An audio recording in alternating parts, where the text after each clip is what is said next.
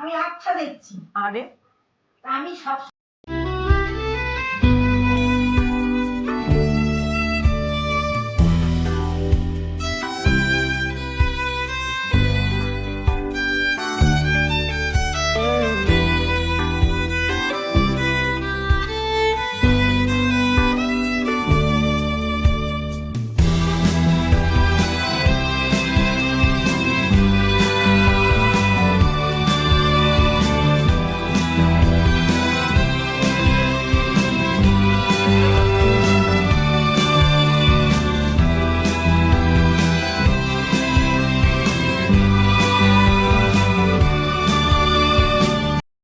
Good morning বন্ধুরা, আবার চলে এসেছি যথারীতি নিজের জায়গায়। তো তার আগে তোমাদের সকলকে জানাই ডেইলি মিরর উইথ অমৃতায় সবাইকে স্বাগত জানাই। সবাই কেমন আছো? আশা করি সকলেই ভালো আছো, আর আমিও খুব ভালো আছি। তো সকালবেলার জলখাবার কমপ্লিট হয়ে গেছে, অনেকক্ষণ কমপ্লিট হয়ে গেছে। তো তার আগে সবাইকে জানাই হ্যাপি মকর সংক্রান্তি। সবাই মকর সংক্রান্তিতে বেশি বেশি করে মকর সংক্রান্তি বা পৌষ সংক্রান্তি বলে, আবার মকর সংক্রান্তিও বলে। সবাই মনের আনন্দে পিঠে খাও, পুলি খাও, পাটিসাপটা খাও, মানে যত আনন্দ সহকারে পিঠে পুলি খাবার খাও। আমরা এখনো পর্যন্ত কিছু খাইনি। সকালবেলা খেয়েছিলাম গোলা রুটি, তো সেটা তোমাদের সঙ্গে শেয়ার করিনি, শুধু আর অনেকবার শেয়ার করেছি, সেজন্য শেয়ার করিনি। আর রাত্রেবেলা সম্ভবত আজকে দুধ পুলি হলেও হতে পারে, এখনো পর্যন্ত আমি শিওর নই। যেটুকু জানি সেটুকু বললাম। আর এদিকে সমস্ত কাজকর্ম হয়ে গেছে, কাজের মাসেও কাজ করে চলে গেছে। আমি এখন এই জন্য একদম ভাবলাম যে এই টাইমটা আমি ফ্রিলি কথা বলতে পারবো, তো সেই জন্য চলে এলাম তোমাদের সঙ্গে কথা বলবার জন্য। তো যাই হোক, আজকে একটা জিনিস তোমাদেরকে রান্নাটা শেয়ার করবো ভাবছি। সেটা তোমরা নিজেদের মতো নামকরণ করে নিও। আমি কোনো নামকরণ দিইনি বা নামকরণ করেও নি। ধনেপাতা আলু, বা আলু দিয়ে ধনেপাতা, বা কাজু ধনেপাতা, বা শাহি আলুর দমও নাম দেওয়া যায়। এটার শাহি আলুর দম নাম দেওয়াটা খারাপ না, যেহেতু এর মধ্যে অনেক কিছু উপকরণই রয়েছে। করতে করতে কী কী লাগবে তোমাদেরকে একবার দেখিয়ে দিই। তো রান্না করতে করতে তোমাদের সঙ্গে পরে কথা বলবো। আলুর দম করবার জন্য যা যা জিনিসগুলো লাগবে সেটা এখানে সেদ্ধ করে ছোটো আলুর দম, আমি ছোটো আলুর দমই মানে আলুই নিয়েছি। তো এখানে রয়েছে ছোটো আলু আর একটুখানি কড়াইশুঁটি, এখানে রয়েছে টক দই, আর এখানে রয়েছে ধনে পাতা বাটা। ধনে পাতার সঙ্গে আমি একটু কাঁচা লঙ্কা আর কাজু বাদাম বাটা দিয়েছি, মানে কাজু বেটে দিয়েছি আর কি।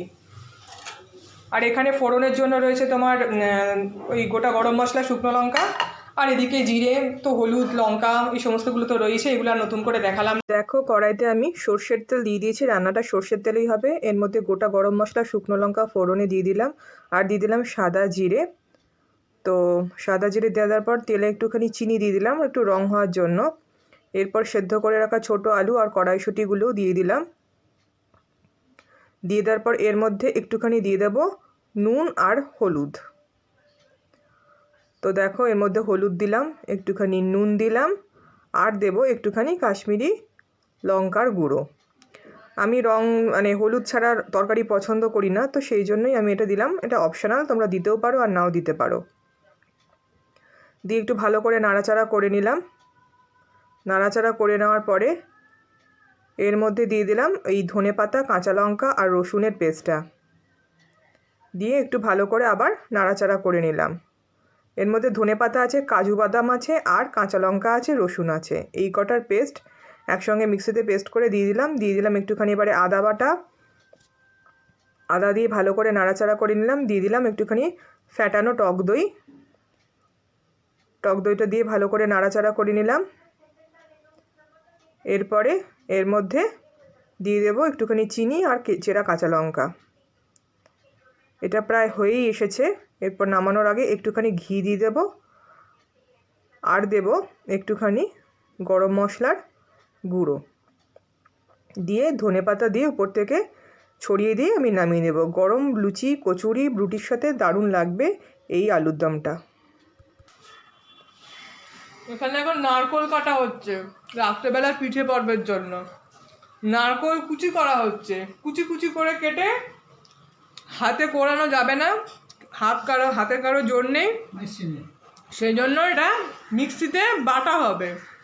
হাতে করার ক্ষমতা কারোর নেই, সুতরাং শর্টকাট এটা মিক্সিতে বেটে আজকে বোধহয় দুধ পুলি হবে, যেহেতু পৌষ পার্বণে একটা পিঠে না করলে হয় না, সেই জন্য এই পর্বটা চলছে। আর আমার ওদিকে তো আলুর দম পর্ব শেষ হয়ে গেল। এবার আমি যাবো চান করতে। আমার শুধু শুধু নারকোল খেতেই বেশি ভালো লাগে, শুধু নারকোল, কোড়ানো নারকোল সবই ভালো লাগে খেতে। তো যাই হোক, তো এবারে স্নান করতে যাব, আর বেশি বকবক করবো না। আলুর দম তো দেখলেই, দেখিয়ে দিলাম তোমাদেরকে, করে দেখতে পারো, খুব ভালো লাগে খেতে। এবার স্নানে যাব, বেশি দেরি করা আর যাবে না। ওই পাশ থেকে অলরেডি দেখিয়ে দেবো, খুব ভালো হবে। পাশ থেকে মেয়ামাও করা স্টার্ট হয়ে গেছে। তো এখন আর কটা বাজে, 12:30 বাজে। এখন আর খুব বেশি, দেখছো তো, দেখো প্রত্যেক দিন কি কি অবস্থায় আমাকে কাটাতে হয় একবার তোমরাই দেখো। এই আমার এই গালগুলোর আমার অনেক ইয়ে আছে, সুতরাং ওরকম গালগুলো ধরবে না। প্রত্যেক দিন এইসব জিনিসগুলো আমাকে ভুগতে হয়। এই আমার গালগুলোকে এরকমভাবে টিপে টিপে একদম পুরো চুপসে দিল। ছোটোবেলাতেও সবাই খুব গাল টিপতো আমার, ছোটোবেলাতে সবাই খুব গাল টিপতো আমার। তো স্কুলে যেতে ভয় পেতাম, এরকম অবস্থা ছিল। মানে আমি স্কুলে গেলেই আমাকে দাঁড় করিয়ে দিত। মানে স্কুলের একটা দিদি আছে, সেই দিদিটার সঙ্গে আমার এখনও ফেসবুকে মাঝে মধ্যে কথা হয়। তো সেই দিদিটা যদি শোনে তাহলে বুঝতে পারবে, শাশ্বতী দি। ও আমার মানে ভীষণ ইয়ে করতো, মানে যখনই আমাকে ওই কী বলে না, ওগুলো মনিটর মতো হতো, সেই হাত দেখা, নখ দেখা, আমাদের স্কুলের এটার প্রচলন ছিল।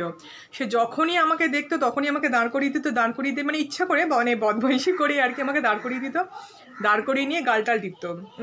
মানে এখন তো কিছুই না, তখন আমি ছোটোবেলার ছবি যদি তোমাদের সঙ্গে শেয়ার করি তাহলে দেখবে যে কতটা আমি নাদুস নুদুস ছিলাম।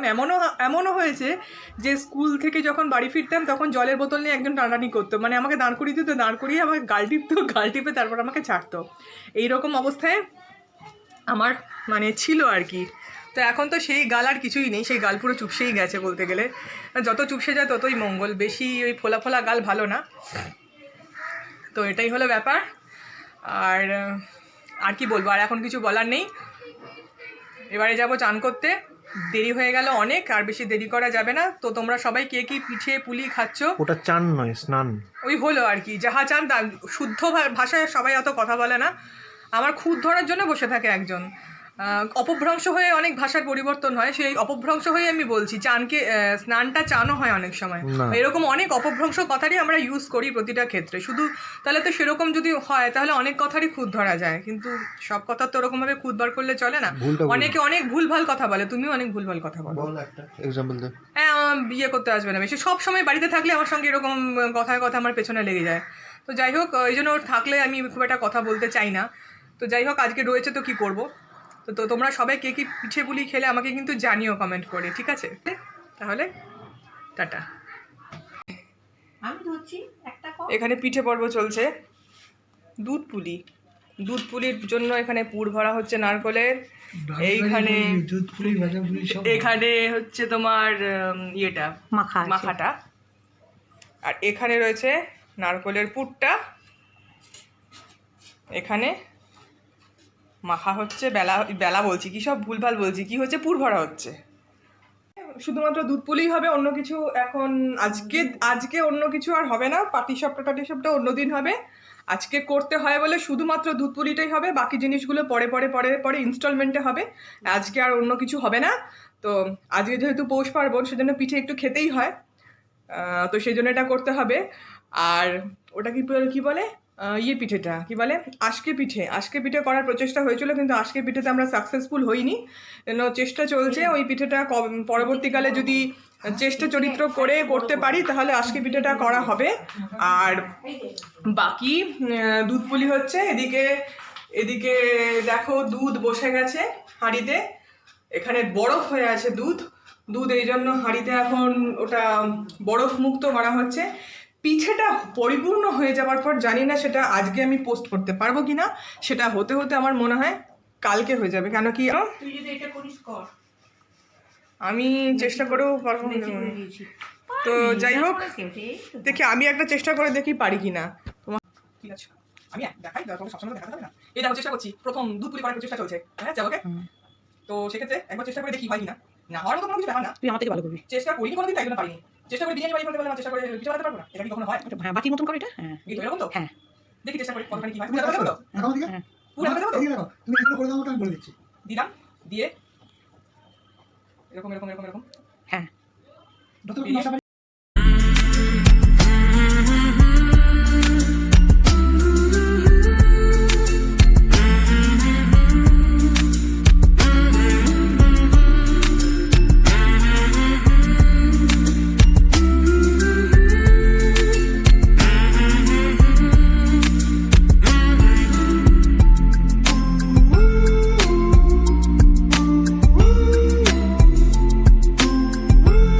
সহজে গোকুল পিঠে করার জানি না, গোকুল কতদিনে পিঠে করতে করবি পারবো। বলছি, একদিন কর। গোকুল পিঠে করার একবার ইচ্ছা আছে, অনেক দিন ধরে আমি ভাবছি, অনেক বছর ধরে গোকুল পিঠেটা আমি অনেকের মুখেই শুনি, কিন্তু কেমন শুনেছি নাকি খুব ভালো খেতে হয়, কিন্তু করার সাহস দেখায়নি। একবার সাহস নিয়ে যখন বিরিয়ানিটা করলাম, এটা বোধহয় এটা কি তেল না জল? অত লাগবে না, অত লাগবে না, তেল বেরিয়েছে। জল কেন দেবো আমি, সব বেরিয়েছে ওখান থেকে। তো হ্যাঁ দেখি। হ্যাঁ দেখা যাক এবার কতদিনে কি হয়। উড়িয়ে দে।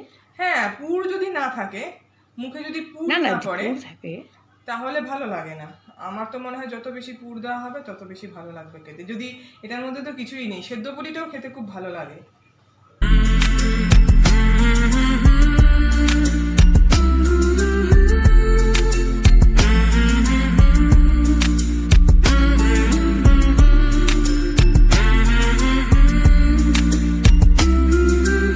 তো দেখলেই তোমরা, পিঠে পুলি পর্ব এখন চলছে। এখন মোটামুটি হয়ে গেল সেদ্ধ পুলিটা আর ওটা কি বলে দুধ পুলিটা। তো তোমরা সবাই কে কী পিঠে খাচ্ছ আমাকে কিন্তু জানিও। আজকে মকর সংক্রান্তির দিন, পিঠে পুলি না খেলে তো আজকের দিনটাই তো সম্পূর্ণ হবে না। তো সেই জন্য পিঠে পুলি তো অবশ্যই থাকবে আজকে প্রত্যেকটা ঘরে ঘরে। আর আজকের দিনটাই এমন, শুধু পিঠে পুলি ছাড়া আর অন্য কিছু নিয়ে কথা বলতে সত্যি ইচ্ছাও করছে না। তো সেদ্ধ পুলি আর দুধ পুলিটা হয়েছে, আজকে আর পাটিসাপটা কিচ্ছু হবে না, ওই সবগুলো আবার অন্য দিনকে হবে। আমার পিঠে পুলি বলতে কি বলো তো, আমার পিঠে পুলি ওই রকম ঘুরতে ফিরতে খেতে ভালো লাগে। আমার ওই এক বাটি নিয়ে বসে খাওয়া আমার একদম পোষায় না, কেন কি আমার ভীষণ অম্বলের ধাত আছে। তো আমার ওই এক বাটি নিয়ে বসলে আমার পেট এমনিতেই অসুবিধায় পড়ে যাবে, তো সেই জন্য আমি ওই রকমভাবে নিয়ে বসি না। আমি ঘুরতে ফিরতে চলতে ফিরতে খাওয়ার পর, রুটি খাওয়ার পর বসে বসে পিঠে খাই, ওটাই আমার বেশি ভালো লাগে। শুধুমাত্র এক বাটি পিঠে নিয়ে বসে খাওয়া আমার দ্বারা আমার পোষায় না। তো আজকে আর কারোর ডিনারে আর কিছু হবে না, মানে আমার শ্বশুরবাড়িতে এরা সবাই পিঠে ফিঠে হলে সবাই রাত্রেবেলা ডিনার করে পিঠে পুলি দিয়ে, বাট আমারও সব পিঠে পুলি দিয়ে রাত্রেবেলা ডিনার মোটেও বসাবে না, কেন কি আমি খুব একটা মানে তরকারিতে মিষ্টি খেলেও আমি খুব একটা ওই মিষ্টি মিষ্টি খাবার মানে রাত্রেবেলা ডিনারে খুব একটা পছন্দ করি না। তো সেই জন্য সকালবেলা আলুর দম করেছিলাম, দুপুরে যে আলুর দমটা করেছিলাম সেই আলুর দমটা দিয়ে আমি দুপুরবেলা যেটা করেছিলাম সেটা দিয়ে রাত্রেবেলা ডিনারে ওই পরোটা আর একটু আলুর দম আমি নিজের জন্য পরোটাটা একটু ভেজে নেব। তো দেখলেই সেদ্ধ পুলি আর দুধ পুলিটা ভেবেছিলাম হবেই না, তোমাদের দেখাতে একটুও পারবো না, তো হয়ে গেছিলো বলে তোমাদেরকে একটুখানি শেয়ার করে দিলাম। তো বলে না পেটে খেলে পিঠে সয়, না পিঠে গেলে পেটে সয়, কী যেন একটা বলে। তো সবাই কিন্তু বুঝে শুনে পিঠে পুলি কেউ, কেন পিঠে পুলি জিনিসটা প্রচণ্ড অম্বলের জিনিস। তো পিঠে পুলি খেলে ভীষণ পরিমাণে অম্বল হয়, কিন্তু তাও মানে বছরকার দিনে একটা এরকম সময়ে তো খেতে সত্যি ইচ্ছা করে। আজকে কি একটা কাণ্ড করেছি জানো তোমরা? আজকে একটা কাণ্ড করেছি, এটা কিম্ভূত কিমাকার কাণ্ড করেছি। সেটা হচ্ছে আমি দুপুরবেলা তোমাদের সঙ্গে কথা বলতে সে ছাদে বসে কথা বলছিলাম। তো এবার ছাদে বসে কথা বলতে বলতে আমি একখানা কাণ্ড করেছি। সেই কাণ্ডটা হচ্ছে, উপর থেকে আসার সময় আমাদের দোতলার যে বিল্ডিংয়ে আমি না নামে আমি তিনতলার বিল্ডিংয়ে গিয়ে দরজায় গিয়ে টোকা মেরে এসেছি। মানে আমি ওই ক্যামেরাটা শ্যুট করতে করতে এমন অবস্থা যে আমি বুঝতেই পারিনি যেটা আমার ঘর নাকি অন্য কারোর ঘর। গিয়ে আমি কোনো মতেই দৌড়ে এক প্রকার পালিয়েছি, যে কী ভুল করলাম, আমি কার ঘরে গিয়ে দরজায় টোকা মেরে এলাম। মানে এই সমস্ত ভিডিও চক্করে, এই সমস্ত ব্লগিংয়ের চক্করে কোন দিন লোকে আমাকে ধরে পেটাবে, এমন অবস্থা আমি বুঝতেই পারিনি যে আমি কার ঘরে গিয়ে বেল বাজিয়ে এসেছি। মানে এমন অবস্থা, ভাগ্যেশ্বরা বেল মানে দরজা খোলিনি, তার আগে আমি পুকপাক করে পালিয়ে এসেছি। মানে এমন অবস্থা, মানে সব ব্লগিংয়ের চক্করে পরে লোকের এবার গালাগাল শুনতে হবে আমাকে মনে হচ্ছে একদম। তো যাই হোক, একটা খাওয়া আমার অলরেডি হয়েও গেল, একটা সিদ্ধ পুলি খেয়ে চলে এলাম। সেদ্ধ পুলিটা আমার সেদ্ধ পুলিটা বেশি ভালো লাগে, যেহেতু ওটা একটু নোনতা নোনতা থাকে। আমার খুব একটা মিষ্টি মিষ্টি জিনিস পছন্দ হয় না। মিষ্টি খাওয়ার যদি কেউ একজন মানে কে বলবো রাজা হয়ে থাকে, সেটা হচ্ছে আমার হাজব্যান্ড। ওকে তুমি যতই মিষ্টি দাও, ও বোধহয় মিষ্টির উপরে বসে থাকবে। ওকে যদি তুমি একসঙ্গে 10খানা মিষ্টি দাও, ও খেয়ে নেবে, মানে এত মিষ্টি পছন্দ করে। আর আমার ব্যাপারটা কি বলতো, আমি মিষ্টি খেলে নোনতা খুঁজি, নোনতা খেলে মিষ্টি খুঁজি, এটাই হচ্ছে আমার ব্যাপার। মানে রুটি দিয়ে নোনতা কিছু খেলে তখন মনে হয় একটু মিষ্টি থাকলে ভালো হতো, এবার মিষ্টি খেয়ে যখন মুখটা মিষ্টি হয়ে যায় তখন মনে হয় একটু নোনতা থাকলে ভালো হতো।